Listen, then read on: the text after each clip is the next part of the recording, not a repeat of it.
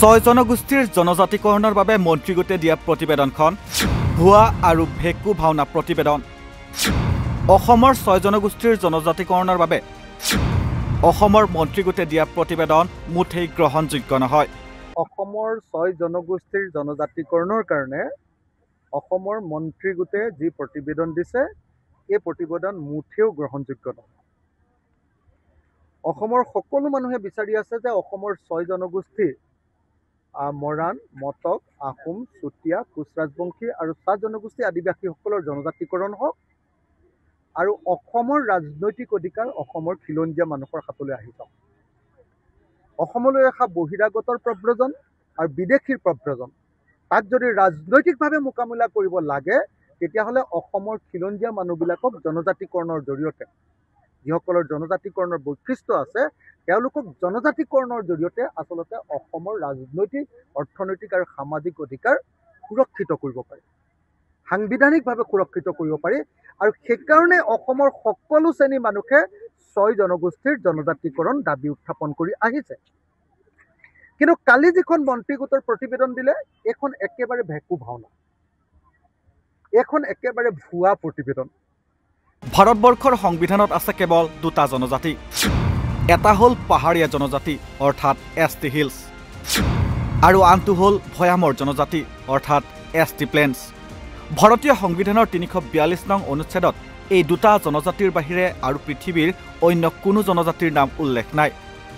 কিন্তু অসম চৰকাৰৰ মন্ত্ৰীগোটে নতুনকৈ দিব খোজা ছয় জনগোষ্ঠীক ST প্লেন্স জনজাতিৰ অন্তৰ্ভুক্ত নকৰি ভুৱাকৈ আৰু ৰাজ্যক ঠগিবৰ বাবে সাংবিধানিক স্বীকৃতি নথকা এটা নতুন নাম দিলে STV। ভাৰতবৰ্ষৰ সংবিধানত অকল দুটা জনজাতিয়ে আছে, এটা হ'ল পাহাৰীয়া জনজাতি আৰু এটা হ'ল ভৈয়ামৰ জনজাতি। পাহাৰীয়া জনজাতিবিলাকক ST হিলছ বুলি কয় আৰু ভৈয়ামৰ জনজাতিবিলাকক ST প্লেইনছ বুলি কয়। ভাৰতৰ সংবিধানৰ 342 নম্বৰ অনুচ্ছেদত এই দুটা জনজাতিৰ বাহিৰে আৰু পৃথিৱীৰ অন্য কোনো জনজাতিৰ নাম উল্লেখ নাই। কিন্তু দুৰ্ভাগ্যজনক কথা, আমাৰ অসম চৰকাৰৰ মন্ত্ৰীগোটে আমাৰ ছয় জনগোষ্ঠীক ট্ৰাইবেল হিলছ বুলিতো ক'বই নোৱাৰে, ST হিলছ বুলিতো ক'বই নোৱাৰে, পাহাৰীয়া জনজাতি নহয়, ট্ৰাইবেল প্লেইনছ বুলি জনজাতিৰ অন্তৰ্ভুক্ত নকৰি ভুৱাকৈ মানুহক ঠগিবৰ কাৰণে এটা সাংবিধানিক স্বীকৃতি নথকা এটা নতুন নাম তেওঁলোকে দিলে STV। ইতিমধ্যে ছয় জনগোষ্ঠীৰ জনজাতিকৰণৰ সন্দৰ্ভত মন্ত্ৰীগোটৰ প্ৰতিবেদন বিধানসভাত দাখিল কৰা হৈছে, যাক লৈ এতিয়া আনন্দত আত্মহাৰা হৈ পৰিছে জনগোষ্ঠীয় দল সংগঠনৰ লগতে সাধাৰণ জনতাই। তাৰ সমান্তৰালভাৱে এই সিদ্ধান্ত গ্ৰহণ কৰিব পৰা নাই একাংশই। এতিয়া মূল কথাটো হ'ল এই STV কি, ইয়াৰ দ্বাৰা কি লাভ হ'ব ছয় জনগোষ্ঠীৰ। অসম চৰকাৰৰ এই সিদ্ধান্তই নতুনকৈ দিব খোজা STV নামৰ শ্ৰেণীটোক কেনেধৰণৰ প্ৰভাৱ পেলাব। বৰ্তমান জনজাতিকৰণ কৰিবলগীয়া 6টা জনগোষ্ঠী হৈছে কোচ ৰাজবংশী, মৰাণ, মটক, চুতীয়া, চাহ জনগোষ্ঠী আৰু আহোম। কিন্তু এই 6টা জনগোষ্ঠীৰ জনজাতিকৰণ সন্দৰ্ভত মন্ত্ৰীগোটে প্ৰতিবেদন দাখিল কৰাৰ পিছতেই বিধায়ক অখিল গগৈৰ লগতে বিভিন্ন জনজাতীয় দল সংগঠন প্ৰতিবাদমুখৰ হৈ পৰিছে। ছয় জনগোষ্ঠীৰ জনজাতিকৰণক লৈ মন্ত্ৰীগোটৰ প্ৰতিবেদনক ভেলকিবাজি আখ্যা দিছে বিধায়ক অখিল গগৈ। এখন ভুৱা প্ৰতিবেদন দাখিল কৰিছে মন্ত্ৰীগোটে। সংবিধানত নথকা কথা এটা সংবিধানত সোমাবলৈ চেষ্টা কৰিছে বিজেপি চৰকাৰে, এইদৰে মন্তব্য আগবঢ়ায় অখিল গগৈ। ইয়াৰ লগতে নতুনকৈ দিব খোজা STV নামৰ নতুন শ্ৰেণীটো ছিংগল নেশ্যনেল ST লিষ্টৰ অন্তৰ্ভুক্ত কৰিব নোৱাৰি, অৰ্থাৎ নতুন জনজাতিসকল কেৱল অসমতহে ST হ'ব, যাৰ বাবে সংসদৰ আসন, বিধানসভাৰ আসন আৰু কেন্দ্ৰীয় চৰকাৰৰ চাকৰি বা নামভৰ্তি এই মন্ত্ৰীগোটে একোকে দিব নোৱাৰে বুলি কয় অখিল গগৈ। আৰু মই যেতিয়া প্ৰতিবেদনখন পঢ়ি চাই দেখিলোঁ যে এই STV বোলা বস্তুটো ভাৰতবৰ্ষৰ কেন্দ্ৰীয় চৰকাৰৰ যি চেণ্ট্ৰেল ST তালিকা সেই তালিকাত অন্তৰ্ভুক্ত নহ'ব বুলি কৈছে। চেণ্ট্ৰেল কেন্দ্ৰীয় চৰকাৰৰ যি ST তালিকা সেই তালিকাৰ যি কোটা থাকে, ধৰক কেন্দ্ৰীয় চৰকাৰৰ চাকৰিৰ কাৰণে কোটা, কেন্দ্ৰীয় চৰকাৰৰ শিক্ষানুষ্ঠানত নামভৰ্তি কৰিবৰ কাৰণে চিট সংৰক্ষণৰ কোটা, এই কোটাবিলাক আমাৰ কাৰণে প্ৰযোজ্য নহ'ব, সেই কথাটো তাত স্পষ্টকৈ কোৱা হৈছে। অৰ্থাৎ কৈছে যে STVটো আমি ক'ত ভৰাম আমি নিজে নাজানো, এনেকৈ বুলি কৈ দিছে। গতিকে যদি ভাৰতবৰ্ষৰ ST তালিকাত অসমৰ নতুন ST বিলাকৰ নামেই নাথাকে, তেতিয়াহ'লে সেই ST তালিকাখন কি তালিকা হ'ব? আকৌ কৈছে যে নতুনকৈ তৈয়াৰ কৰা STVয়ে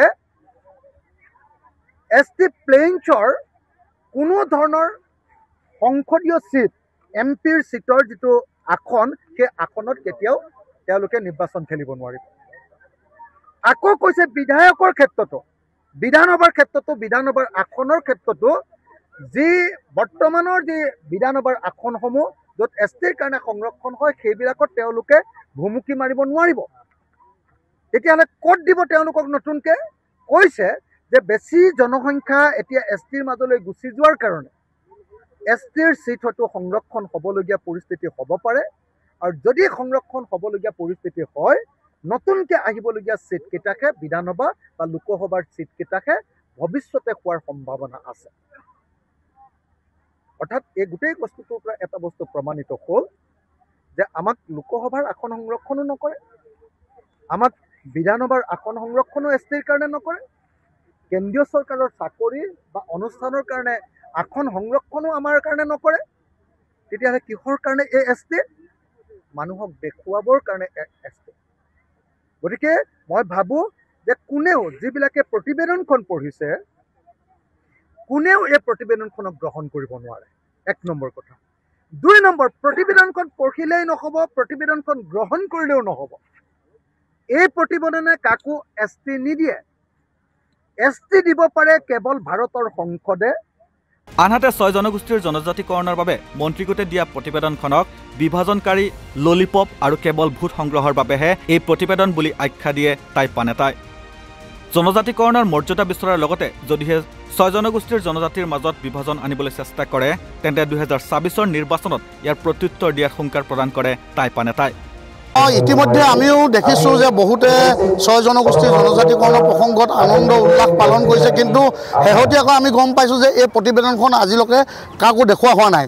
এই প্ৰতিবেদনখনত এই 6 জনগোষ্ঠী এটা বিভাজন কৰা এটা সৃষ্টি তেওঁলোকে কৰিব বিচাৰিছে। আমি অসম চৰকাৰ, ভাৰত চৰকাৰক আমি দাবী উত্থাপন কৰিছোঁ, যি 6 জনগোষ্ঠীৰ আন্দোলন আছে, যি P আৰু V কৈছে, এই P V নহ'ব, জনজাতিকৰণ আমাক মৰ্যাদা লাগিব, আৰু 6 জনগোষ্ঠীৰ মাজত যদি বিভাজনৰ সৃষ্টি কৰিব যায়, 2026 চনত ইয়াৰ প্ৰত্যুত্তৰ দিবলৈ আমি বাধ্য।